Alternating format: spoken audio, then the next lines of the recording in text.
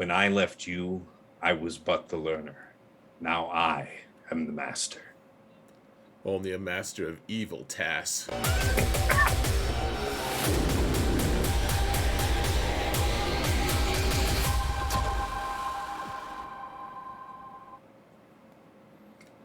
Hello, everyone, and welcome to another episode of Zareth Prevails. We've got Tass here with us, Tassenix. He was in the video from yesterday on the offensive team, or from offensive Yeah, it teams. was Now on. we're doing defensive teams now. I get mixed up, but especially because it's a different day that we're recording, so you guys have a different shirt. I didn't just change it for effect, but. Yeah, if you missed the offensive video, guys, go check it out. Tass is a really good player. I think you said you finished top 5 last 3v3 season, Last right? 3v3, and yeah, Mm-hmm. I don't know how this works. Does the rank for the end of last season update later? Because I started the end of the last round at rank 7, and it still says I'm rank 7, so I'm not less than rank 7 from last 5 vs 5. So what you're saying is you actually dropped some ranks last time. Maybe, Mm-hmm. yeah. All Maybe I'm right, worse than get 5 vs 5. I'm okay with. just declining. No. I mean top 10 at all is so hard to get. So, guys, go check him out. He has the links to his Twitch and his YouTube going to be in the video description. Go give him a follow and a sub and all of that stuff. Do yourselves a favor. Go Much check him out. obliged. Thank you so kindly. And that being said, let's get to the matter at hand, which is 3v3 defensive teams. Which you don't want to break the bank here, as I learned the hard way last 3v3 season. I put too much on defense, but to keep in mind, folks, we are not showing any we're not showing any teams that have Galactic Legends. Like Galactic Legends, we're kind of just excluding. You guys can watch our streams for if you want to see how we're implementing that. That's great, but we don't want to assume that anyone has a Galactic Legend and then just have those characters completely left off. So that being said, I guess I didn't like give you leave to talk at the very start. Tass, how you doing today, man? Doing very well, sir. Pleasure to be back. Yeah, it's fantastic recording these videos. It was really great getting to sit and think through 15 teams for offense and defense without any GLs. It was a very fun exercise, so I appreciate being put up to the challenge. Yeah, man. I mean, it's always different. I mean, I'm gonna have to do this for my alt. I'll do an alt video for 3v3 as well for teams, and it's always like, but because my roster's always changing a little bit subtly. Like you have to come up with new things, and then yeah, like trying to figure out how to fit GLs in and whatnot. So guys, these are going to be the compositions that Tass has come up with, and they're going to be a little different than what I do, and that's it's more fun that way because we get to we get to figure out new ways to adapt and everything. It'll be good. It'll be good. So the first one, though, we do have a pretty standard Chupio squad, a CLS Chupio Yep. squad. What are you doing with this? Like, so it's on defense. Like, you just plunk it on defense. Like, where would you I'm prefer it to generally be? setting this on defense. I'll say on this a little bit more. I just want to say one thing. If you wanted to use your CLS with Han Chewy on offense for any reason, you can make a decent B team out of Chupio, C3PO, and BB8 and setting that on defense and letting your opponent just figure that out. But otherwise, if you are wanting to set this team on defense, you really got to follow the OG Fatal modding for that. Like you really want to have the tenacity modding on Chupio. You do not want him getting locked down by RJT. If you have a strong set of full tenacity mods that are also strong on offense, stuff like that, those would be the ideal sets for him. And also, having about 290 plus 300-ish speed and 100% tenacity on CLS, while otherwise stacking as much offense as possible. That is really the strike zone. Yeah, you're pretty much there. You're pretty much in an offense set, no less. So pushing 10k damage. This is really great modding for a CLS. And I mean, if you're thinking about putting this team on defense, if you aren't able to go into this kind of modding, I wouldn't bother. I would save the CLS part, at least for offense. You can do what I said before about the rest of it, because Chupio is kind of an character. Maybe he has more use with Sortie. Maybe you could do like a Sortie BB-8 Chupio sort of thing. Maybe that might be fun. But yeah, that's all. He's good at getting evasion down on people. I'll tell you what. It's true. It's true. Yeah, I know that because of Conquest. You know. Mm-hmm. So, all right, this next team, and I put Landino here, and that this would be an offensive team for me a lot of times with Landino because he's Relic 8, he does all this stuff, but this is on defense, and I love that you have a team for your dad bod Boba, your Scion of Django. You have Relic 8. Everyone who takes Territory Wars seriously has a Relic 8. Clearly, I'm in Hotski Patrol, so I have a Relic 7. Make of that what you will. But I like the Dash Kira Jet like Scion of Django team because he gets a lot of turn meter from these guys. It's true. He's doing a And lot first of all, really rep silly things, in Shadowlands fact. Vanguard. All right. So second, yes. I absolutely love Dabot in this team. Sorry, go. You were. Oh no, you go ahead. What, Okay, so yeah, how does the team work? If So- you're not, so I if you're not mean, just obviously- one-shotting people with young Lando, what do Yeah, you if go? you've got a decently fast dash, hopefully you've got some offense in the mix as well, like from secondaries. But dash opens. It's pretty easy for Kira to be the next fastest, but it isn't important. Kira's going to throw her AOE, and it's going to land staggers. And if multiple opponents are still alive, then Scion of Django is going to use his third, which is an AOE. It should trigger the staggers. And also, the important thing about making use of Dadbod here is that he's cool like Django in that you can have his contract start, procced at the start of the battle, if and only if his leader is a scoundrel that is not a bounty hunter. And Dash fills the bill. Kira fills the bill. You could make a case maybe for having a different division of scoundrels and taking advantage of that. But the cool thing there is you also have the Kira Zeta, which is pretty handy in this case because Dash is extra punchy. Kira's AoE actually hurts a decent bit. And then Scion, he'll use that AoE, but then as the number of targets go down, God forbid he starts using that basic because pop, people just get exploded by that when he is able to stack momentum so easily, so quickly. I'm pretty interested to see if Dash is going to be one of my next Relic 9s. Not because I want to, I don't want to put all that damage like Relic 9, like Relic 8 would be cool, but 9, I'm just wondering if the Outrider is going to be like, hey, you need this guy to be fast with the Adrad, or with the Profundity, but.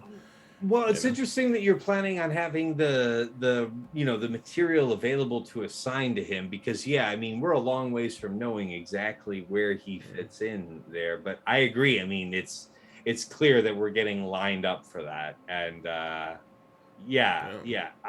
look forward to what that ship's going to do with the fleet meta because I feel like we're in a decent place, but we can always use more variety. More variety is just fun. Oh, more and more variety. Yeah, Territory War is going to need another fleet zone here pretty soon, though. I'm ready for it. I'm ready for it. What I need is for I need Territory Wars to be 36 hours on attack phase. That's what I need. Yeah, that sounds like hell. So next we have Qui-Gon, Ki-Adi-Mundi, and Jedi Knight Anakin. What do you so like you putting him on defense, and Yes. I'm guessing that you and I have similar modding. I actually stole some from you. Like you want him to be fast, right? Like how fast are you thinking? Yes, sir. You already beat me to the punch. You want them explosively fast. The slowest guy on this team should be not less than 315. That is what's real. Because if you're trying to put pressure on people, like it is, I mean, your opponent's best, ladies and gentlemen. If you're scouting your opponents and you're seeing that they have, Bad Batch, because you would go after this with Bad Batch, right? Or you can go Newt Django B1. But the idea is that if you have them not less than 315, they're going to be faster than almost anything that you'd want to reasonably commit. And the secret that I found is to actually have Qui-Gon be the fastest of the bunch. Him opening up with his assist calling ability is incredibly consequential when the other two can follow in right on top of that. I've had it happen against me. I have had opponents DM me and tell me that my modding has bitten them for that. But I would say go for them being fast. That's what makes this really scary on defense. I think I'm not quite 315. Let's see. What do we got? Yeah, not quite. Well, yeah, I'm Well, gonna have to add another 20 speed. Damn. well, that's the thing though. You get to do that. Add the 20 speed in there, right? So you're effectively 314, right? Yeah. Because you'll get the 20 from Ataru starting out in battle, and then you'll have the plus 60 from the rest of the shenanigans. Right. Well, I mean, we need to. So you're one We'll have to speed see what. short. You're free. All is forgiven. Oh, all right. I've been forgiven, absolved. All is Let's good. move on. Let's move on then. So this is the team that makes me uncomfortable because I like Bosk to be with. I don't like him on defense. I don't like to put him on defense, though. To be honest, like people get stuck on him because he gets so thick, especially Relic 9. I'm really looking forward to seeing how he does in 3v3. Like putting him on defense sometimes is gonna really just tongue tie a few people. That's what it really is. That's what it comes down to.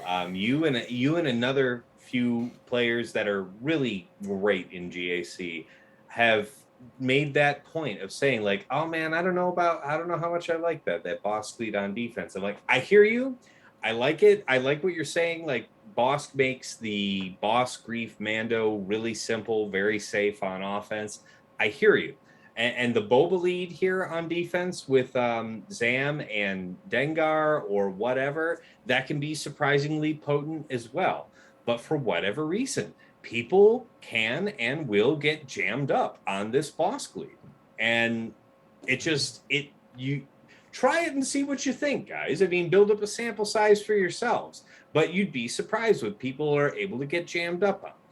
Take it, read the boss leadership mechanic and think about how your opponents, when you're scouting them, think about how they assign out their attack teams, and if they're going to do something that's likely to apply a lot of debuffs, like if their counters line up, it's worth thinking about. And I don't know if you have a strong enough aura sing that you can do aura grief. Aura Grief Mando on offense, then you just have this option at your discretion. Use it as you like. See what you think. Yeah. But I have people So get jammed up on it. So one thing I'll show people here. You can already see it, I think, but you can see on the left on my squads, I have this one in bold that says "weird teams" on it, and what that is, it's not that the teams are necessarily that weird, but what I like to put those teams down as like, oh shoot, I forgot. Like, if I'm up against someone, I'm like, man, I need a different option. Like, I'm too predictable here. I'm too Yeah. like right now. I've been playing the same teams over and over again. Like, this will definitely go on that list of just Mm. like it's not like this bizarre awful thing. It's like a different approach that people won't necessarily expect from me, and then I just have then if they're scouting me, they won't be able to see that happening because I haven't played it ever. Like I've never put it down. So, or if I put it down so rarely that I have to actually be reminded what it is. But I Mhm. mean, it's that kind of like flexibility on your defense that can really mess with someone. They're like, man, I'm gonna have to use a different team for that, and that throws off my entire attack plan. So, um, not that that's like the only reason you do this, but I am actually pretty intrigued to see how this goes. If I have the balls to actually put Bosk on defense, we'll see. Yeah, and you don't have like a super like high relic aura, so you might want to do that protection primary thing I was talking about to if you were willing to try that, because yeah, if you lose aura, it is battleship sunk, man. Right. Oh, I mean, she is really important in threes. Like every character is important in threes. Um, Absolutely. So Absolutely. this is actually one that I've won a fair amount of fights with. In fact, this nest with IG and Queel, even though there's no offense or there's no leader, Like this team, they just look out for each other, or at least IG and Queel do. And Nest is they're like, yeah, we'll look out for you too. A She's like, side beneficiary, right? She gets the heal and everything, and she yeah, gets, she's like, I'll do my own thing though, guys. So just leave me alone. They're like, we won't leave you alone, but otherwise, yeah, do yeah. your thing. And the way I when I listed these when I screen capped these to you, I had these two teams side by side with Fin Poe because for the Mm. longest time I was running Nest Fin Poe because that was potent. A lot of people Potent, yeah. just got wrecked by that. It was unceremonious. Like one whole GACs from that comp alone. But people eventually Mm-hmm. figured out there is a way to wedge Han Chewie that. And the whole reason you started having Nest Fin Poe was because it was jamming up people doing CLS Han Chewie. And until people had gotten the wedge Han Chewie figured out, man, it was dominant. But I think it's a little passe now for people who know how to handle that matchup. Can Nest Fin Poe still do a lot on defense against a lot of opponents? Maybe so. But for people who are savvy to the battle, it is a solved equation with Wedge Han Chewie, and for me, that really soured me on doing Nest Fin Poe anymore. So Nest IG-11 and Queel made a lot of sense because Bam Queel IG-11 can work on offense. I would not do it as a defense team. But like Bam has a lot of different uses. You can do Bam Han Chewie, like what we talked about on the offense video. You can do Bam and other crappy scoundrels and still produce surprising results. So yeah, IG-11 and Queel are often just left holding the bag, and Nest kind of fits here, and then that leaves us with Fin Poe as the next team where yeah, it is a solved equation, but so was it with Finn. And now Nest IG-11 and Queel is a more complicated problem. Now you have these two problems. Yeah, I mean, yeah, Fin Poe. I think so. How fast are you making your Fin, like, or your Resistance Hero Fin? Like you're making him If you 340 want him to be plus. scary, he can't be under 340. Like if you're really wanting to have him be scary to people, guys on defense, you can't have him be under 340. But to be perfectly honest with you folks, I don't go to that effort. I don't go to that effort. Mine's like 320, 330. My Poe is somewhere between 280, 290. I am not as rigorous on my bag boy modding as I was maybe a year ago because I just have higher callings for those mods right now. Oh And yeah. it Mm-hmm. still demands a decent threat. Yes, it isn't super fast. Yes, if they're not super fast, can you Darth Vader it and stuff like that? That's fine. I'm okay with you burning Vader. I probably got stuff in the back that I don't want you to have Darth Vader for. So I'm okay with that. Do what you're going to do, dog. Yeah, I mean that's just the thing. I mean, every once in a while you'll throw it on defense and it'll get like 3 holds, and you're like, wow, It's random. someone underestimated that to a little to their detriment. I mean, even a relic 5. I mean, their damage just explodes when you get them to 7. But That's yeah, right. And again, I'm not like fancy. I talk with a lot of like good GAC players these days, and it's fantastic conversations all the way around.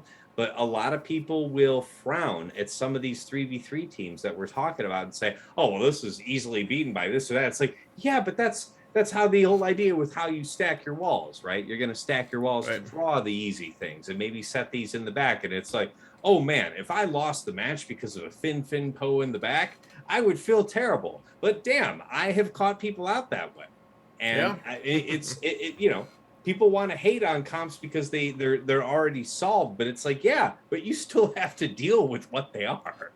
Oh yeah, you have conversations with people a lot in 5v5, and they're like, "Oh yeah, General Grievous takes care of that." I'm like, "Yeah, okay, I agree." Then we talk a little bit more, and they're like, "General Grievous takes care of that," and then you talk a Yes. little more. Yeah, General Grievous takes care of that. I'm like, "All right, so I'm putting those 3 on defense against you if I ever face you, because Yeah, yeah, yeah. General Grievous will take care of that one team, Yeah, guys, and then guy the thinks other he has two." you figured out.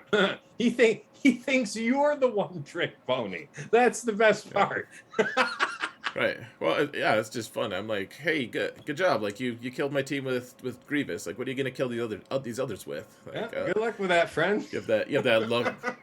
It's one of my favorite looks ever. Like if you can ever get the opportunity to see, like actually show like someone who's like processing that they're screwed, and like their face of like confidence melting into like, oh, like that oh face, like the as opposed to the other O face, but like Yeah. like that, just that like realization that they're not coming out of this. It's one of the most magical things you can do. it, Like it, it it's honestly like I'll look my wife in the eyes and it's like this is magic. This is magic. Like the moment where you set something down and there's the common counter for it, but then right. there's the counter that you know your opponent likes to use. And then you Mm-hmm. successfully draw that up front, you Yep. punish it in the back, and then there's like 2 hours until their next attack. It's like, yep, got him. Got Yep. him. Oh yeah. Well, what I tell you what, like you run that hot bot or the prime bot compare, or the bot that tells you when the people are attacking and what the Omega scores they bot. get. Omega bot. Yes. Well, Omega will do that, but Prime Bot also does it. So Oh yeah. it Okay. tells you what you're getting, what your opponent's getting as they're going along. And so my favorite, though, my ultimate favorite is like you're like, okay, setting General Skywalker up front. I really hope he uses Sith Eternal here, because it's easy. It's cake, and you see that 68 in your front zone. You go check the game. Look at that. General Skywalker's down, and you're like, that was beautiful. Like you got. Good job. Like they even got a 69. Good, awesome. Thank you. Like now you can't clear me. So like I hope you enjoyed the feelings. You know, When you I see got a that 68. JML in the back, welcome, Right. welcome to hell, son. Yep. Yep. That's exactly it, man. It's a glorious thing. So we've got.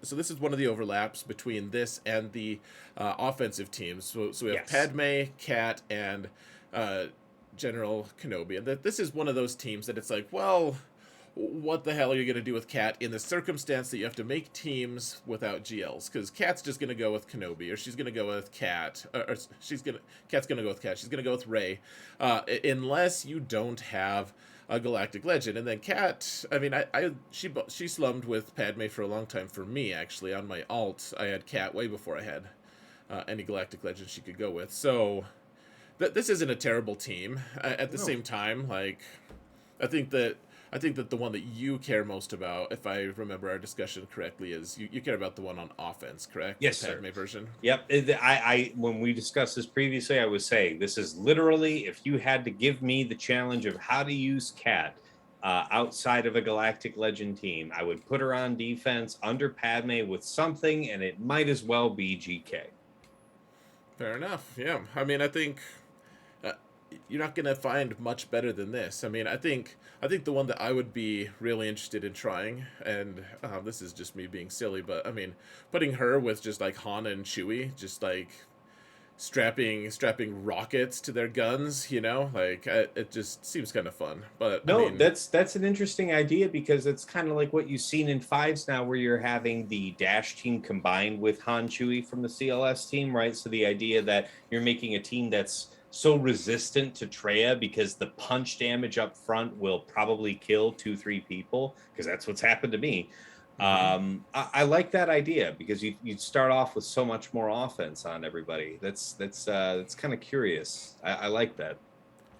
I like the idea of just deleting entire characters like before they can move. In threes, like if you could just remove one of the legs to that stool, like it's gonna topple a lot of times. Like that's to me. I mean that's why I like the like, young Lando team with Kira and Dash, because like you can actually take two, like just snipe two people out before they can even take a turn, and like that Fin Poe team, for instance, it just it melts. It's wonderful. It's true. Um, You're well, so right. one of the saddest aspects of 3v3, because I love me some Grievous. When people are like, oh yeah, I'll use Grievous for that, like I'm one of those guys. I'm like, yeah, I can use Grievous in any number of things in 5v5. In threes, I'm like, what the hell? Like, what would you say you do here, Grievous? Like, you just get killed by all the things. Like, I It's remember true. one season of threes where my challenge to myself was to kill Grievous with a different counter, a different team every single match. Because, like clockwork, people put him on defense, and like clockwork, he dies to everything.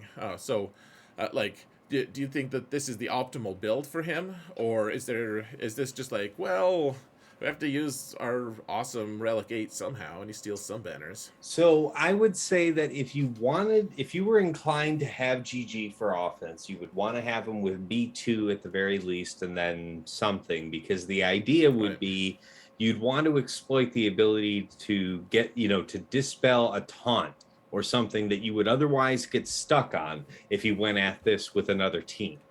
Um, Otherwise, like if you're worried that you think you might get stuck on that, maybe I'd save GG. But otherwise, I'd stick him on defense. And then the trick to that is you would want to have a Magna Guard with a decent amount of added tenacity so that when he gets his first turn, he can use his middle, give that speed up, do the dispel to all allies, hopefully stimulate some turn meter gain Hmm. on target locked enemies. We'll see what happens. Probably not because well, no, that should happen because I think that Grievous should be faster than Magna Guard. So, yeah, and then you'd want to have defense modding with protection primaries all around, except maybe a tenacity cross. Again, like the golden mark would be at least gosh, I would say not less than 130% tenacity on the B2, not less than 100% tenacity on the IG 100 Magna Guard. Because yeah, uh, this team isn't great in threes, just generally. But if it is going to do something good, you can't have B2 and Magna Guard getting locked down. That's just the way it is. Right. Oh yeah, I think it's probably too much effort to make him good in threes. Like what I'm waiting for is some Omicron that comes out that makes him good in threes. It's like a 3v3 Omicron for Grievous. It'd be so random. I'd be like, you know what? Have my money, I suppose. This I seems okay. I like the idea of an Omicron that behaves differently. And, by that I mean like proportionately into scale between 5 versus 5 and 3 versus 3. But I don't want to support, I don't like the idea of a proliferation of more Omicrons like Tuscan. I don't like specifically 3 versus 3 GAC. I like 3v3 Omicrons. That's all good. Completely good. Completely good. But only half of the time being a good Omicron for GAC? I don't know about all that. Fair enough. All right, so we've got Sortie, T3, and L3, the various threes, with I guess Mm-hmm. a five mixed in there. So, I mean, this is Wampa food for sure. There's no question. Mm-hmm. You know what else? Like, I mean, if you feed this to Wampa, like Wampa can only kill one team, so you got 14 other teams. Where that came from? Like, um, I mean, yeah. You don't even have a relic sortie, do you? Yet. No, I don't. I don't. And I set this here thinking about a lot of people that did spring for her. T3 is often hard to use otherwise. And I had Yeah. this team side by side with the Grievous above it because I have the Zeta on L3 where it'll do that health equalization. Yep. And that is kind of busted with droid teams. So you were saying, do I always use this comp with GG? And I would say that when I'm feeling froggy, I'll drop Magna Guard and put L3 on that team. But if I'm not doing that, this is where it would occur to me to have L3 go. Again, thinking about not using Makes sense. GLs. Otherwise, I usually have a L3 employed with some kind of GL scheme.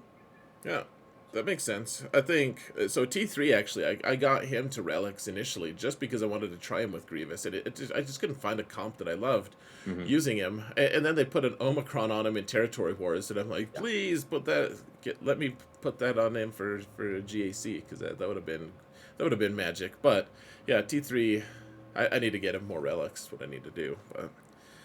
And that L3 Zeta is actually worth it. I mean, I know we all have Malgus coming around the corner and, who knows what else in the very near future. But that Zeta on L3, I'd put it on your medium to long term list. Okay, or you've just got the stuff to All throw at it right, right now. But I'll tell you right now, there it is. you won't hate putting that on there. That's gonna serve you well. It's a All fun right. Zeta.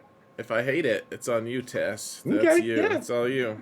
I don't All think you'll right. hate it because if nothing else, you just made your Lando's Falcon hit harder, and that's not something you'll regret in fleets.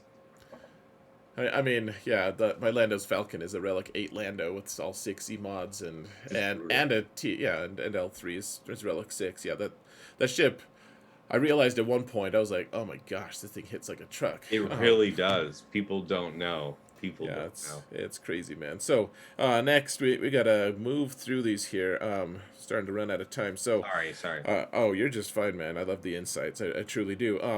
So Jedi Knight Luke and a very one of the Kenobis. I think you had him with General Kenobi, which Yes. is I think more versatile. Like there's certain comps that are gonna really struggle with, It's the harder to passive Darth Vader. taunt, right? Oh yeah, it can be a huge mess. I'm really interested to see what's going to happen with the Datacron, where he's just like going completely nuts here.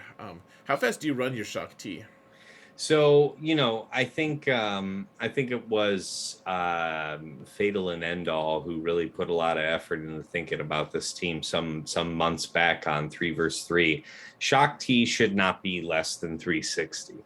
Shock T needs to be screaming fast because the threat of this team is if any non JKL Jedi gets to take a turn, you're probably done because everybody gets to just infinitely lap you forever and then you die. It's bad.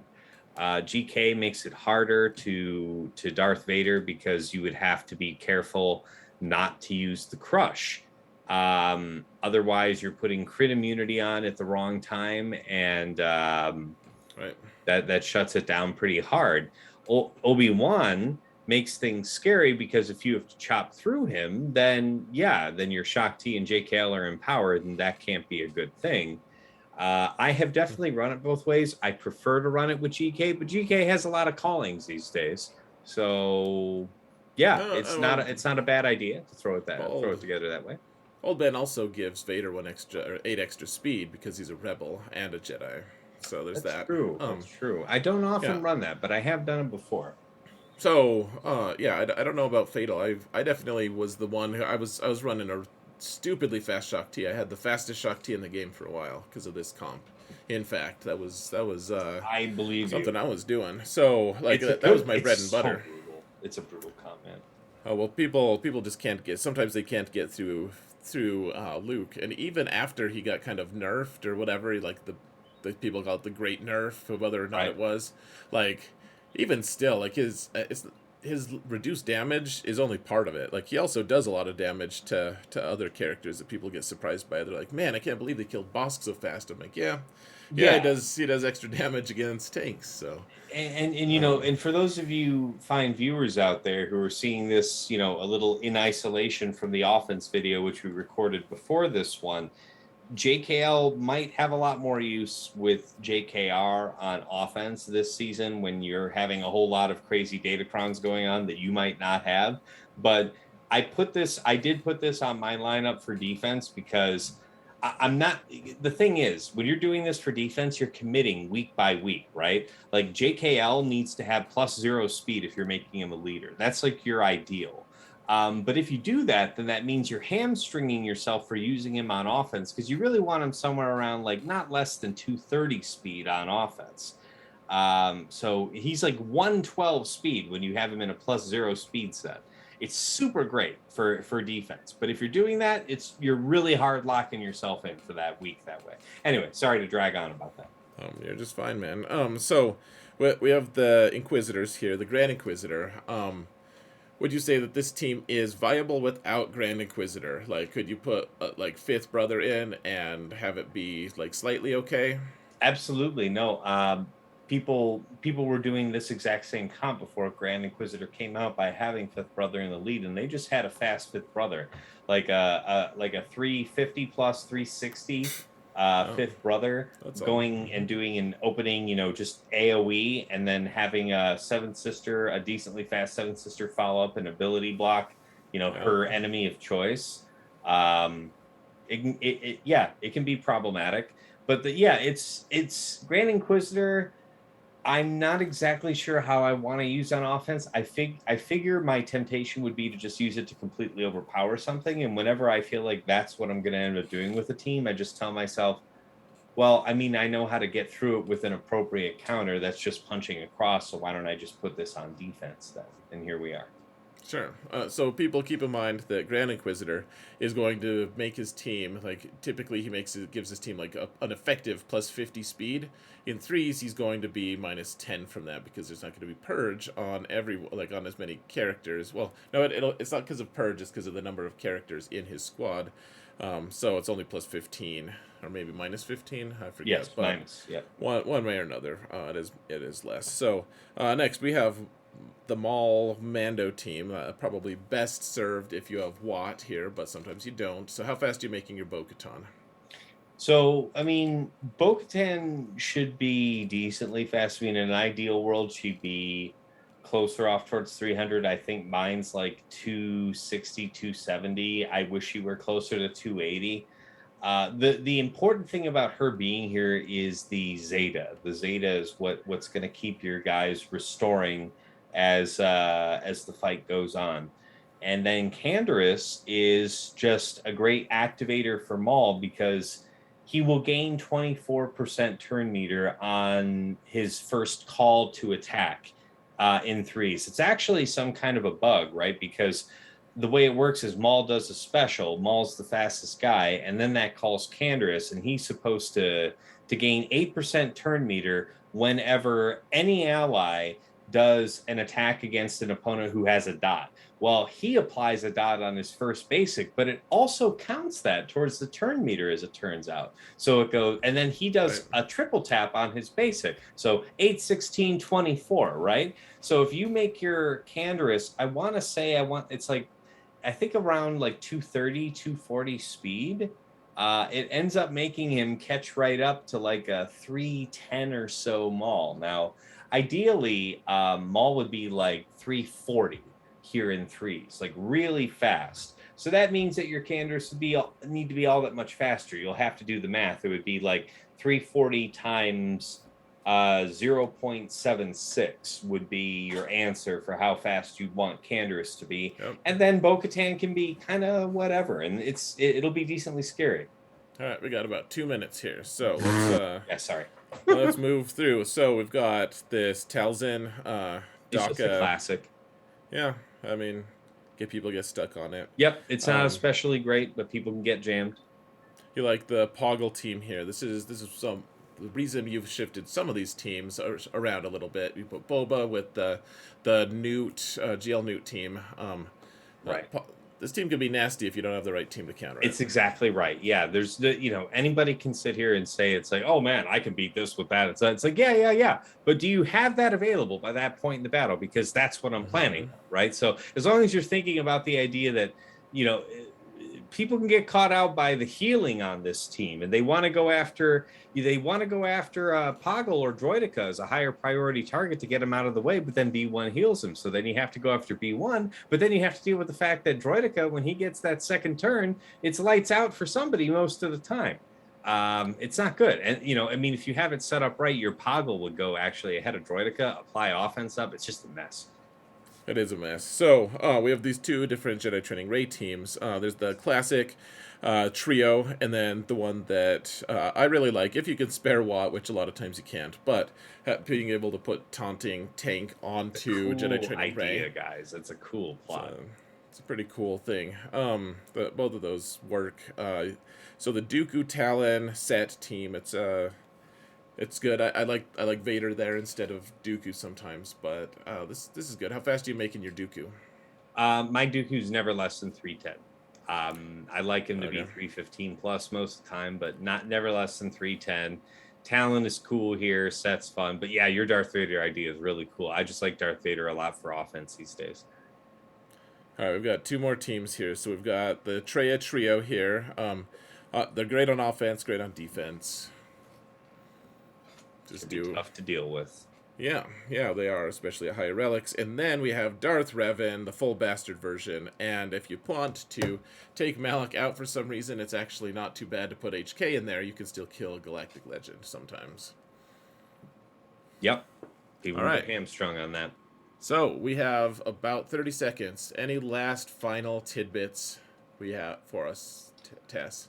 Uh, scouting is the most important thing you can do to raise your GAC game. Learning how to inspect your opponent, identify their trends, and plan around it is the single best thing I ever did for raising my individual skill.